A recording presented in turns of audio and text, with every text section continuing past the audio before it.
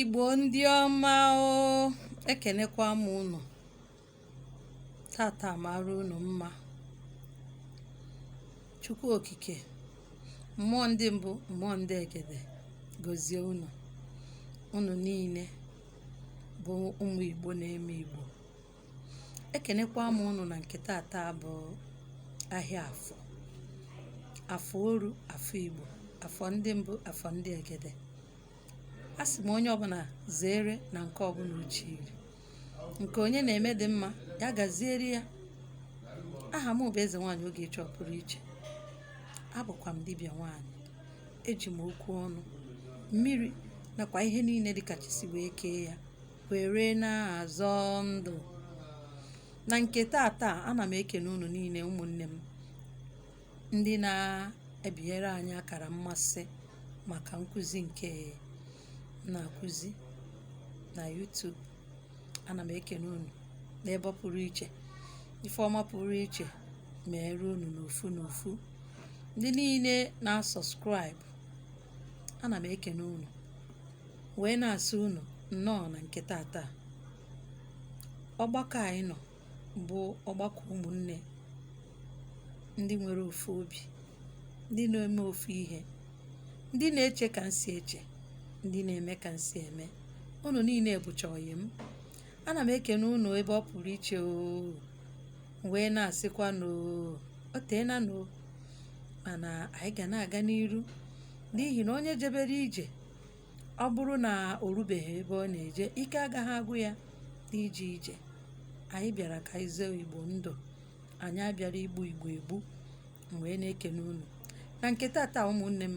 O nwere nkụzi nji maka ya bịa, nkụzi gbasara ọnwa ọfụrụ ka ndị Igbo si agụ ọnwa ọfụrụ ha. Maka na dịka abanyere ọnwa Oktoba n'asụsụ nwa bekee, o nwere ndị sịrị m eze nwaanyị ka aja ị ga na-achụ n'ọnwa ọfụrụ. Ọ bụ eziokwu na a na-achụkwa aja ọnwa ọfụrụ, New Month Ritual dịka ndị bekee sụrụ ya. Mana nke bụ eziokwu bụ na ịkụpụta na anyị bịara ime Igbo, anyị emeruo ya n'isi. Ọ bụ eziokwu na ọ bụcha ha ka esi eme ya na mgbe aha ka anyị si eme ya, mana ekwuru mụ na Chukwu adịghị agbanwe.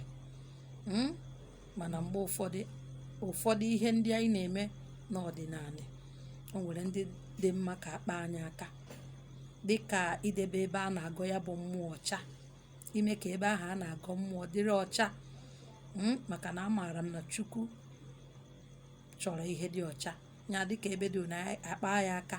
Onye ọbụla na-agọ mmụọ mee ka be ya dịrị ọcha ọfụma, maka na mmụọ na-asọ ife na-esi isi. Nke ahụ abụrụ nkụzi maka ụbọchị ọzọ. Nke tata dịka m kwuru na nkụzi m bụ maka nkụzi gbasara ọnwa, ka esi agụ ọnwa. Ka esi agụ ọnwa n'asụsụ Igbo n'ọdịnala Igbo bụ mgbe ahụ ọnwa ọfụrụ pụtara n'elu. Mgbe ahụ ọnwa ọfụrụ pụtara n'elu, oge ahụ ka anyị ji agụ ọnwa. Ị mara na abanyego ọnwa ọfụ ma ọnwa ọfụ pụta n'elu.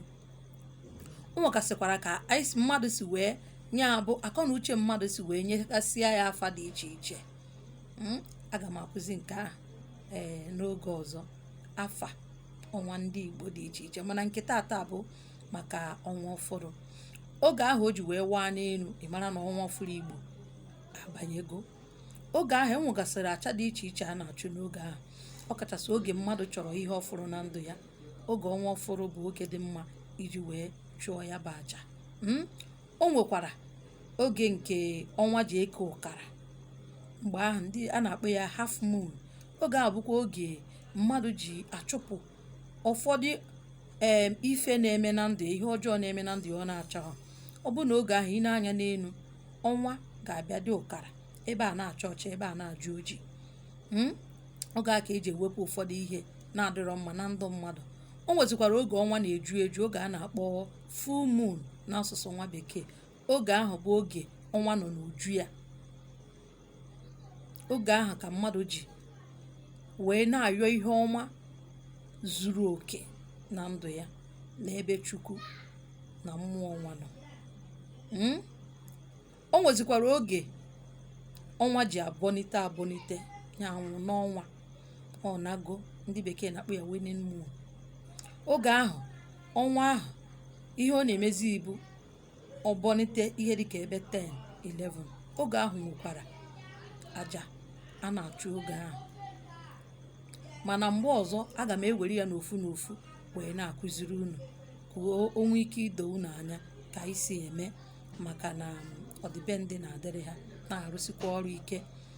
Ọ bụrụ na isi one a na-eme ya dịka nwa Igbo, ọ ga na-agaziri anyị.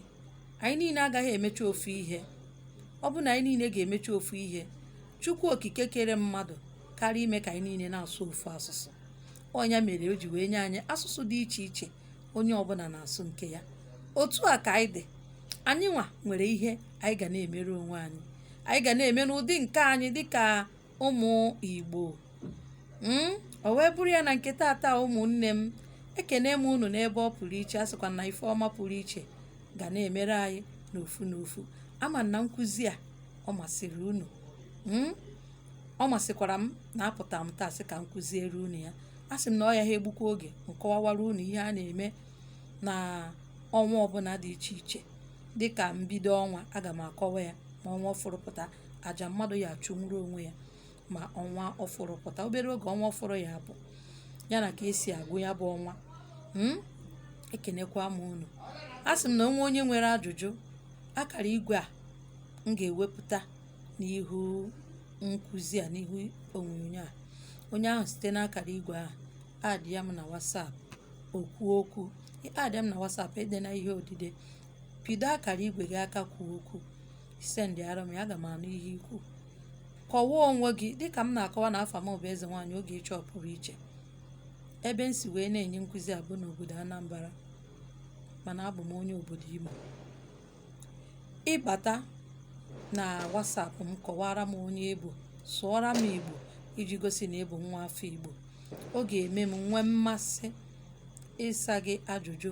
Ọ bụkwa na ị kwuru m okwu, izitere m ozi ma m asaghachibeghị gị ya dị na gị mwute, ihe mma bụ na aga m asarịrị gị ajụjụ gị. O wee bụrụ ya na nke tata, a sị m na ihe ọma pụrụ iche mere unu niile n'ebe ọ pụrụ iche. Ihe ọbụla bụ mkpa nke na-akpa unu dịka ụmụ Igbo, ka unu tụkwasịrị obi n'ebe chi ala Igbo nọ na ọ ga-emere unu ya site n'ike nke chi unu na mmụọ nwe unu. Ọ ga-apụta ife, maka na oge onye na-eche ya. Ya gaziere unu. Anyị ga-afụkwanụ n'oge ọzọ.